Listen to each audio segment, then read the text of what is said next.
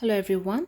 In this video, I'm going to show you how to sketch the graph of modulus function and further solve modulus inequality. This is a question of Feb March 2025, paper 1 of additional math, which is a non-calculator exam. There are two functions given. First, y equals to 4 times modulus x minus 1 and y equals to modulus 3x plus 2. Let's just consider the function without a modulus sign, and then it is a straight line. This straight line can be drawn with the help of 2 points. And the 2 points, if I find out from the coordinate axis, those are going to be the simple points as well as the useful ones. If I put x as 0 in this equation, I get y equals to minus 4. So my first point is 0, minus 4. For the second point, I put y equals to 0. So y equals to 0 gives me x value as 1.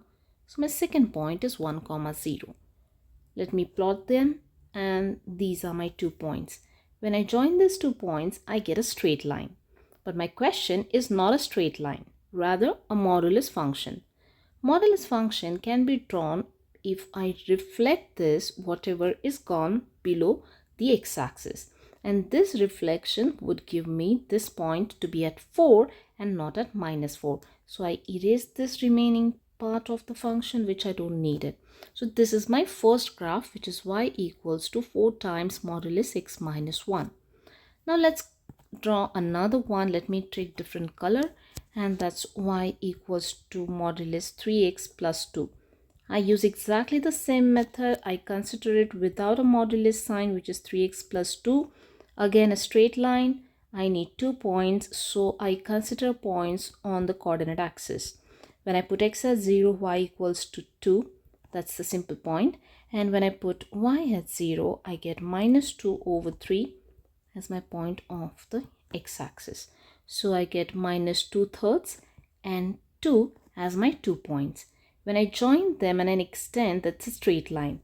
But as I have done in the first question, I would be able to just reflect it, and that's my second one, that is y equals to 3x plus 2.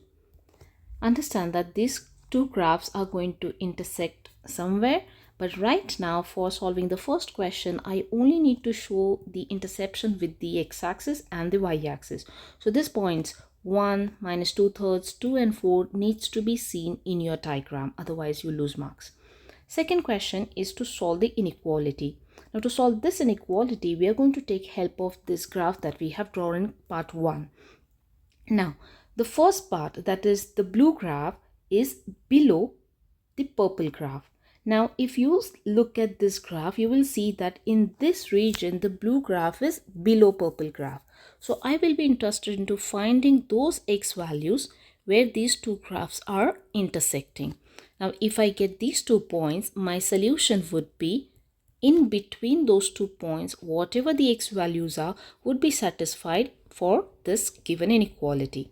So to solve this, I would be able to just take equal to sign, and one way of solving this is squaring both sides.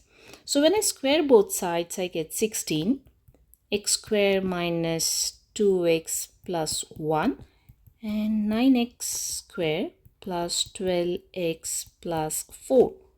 Further, taking everything on one side, I get 16x square, 9x square, that gives me 7x square.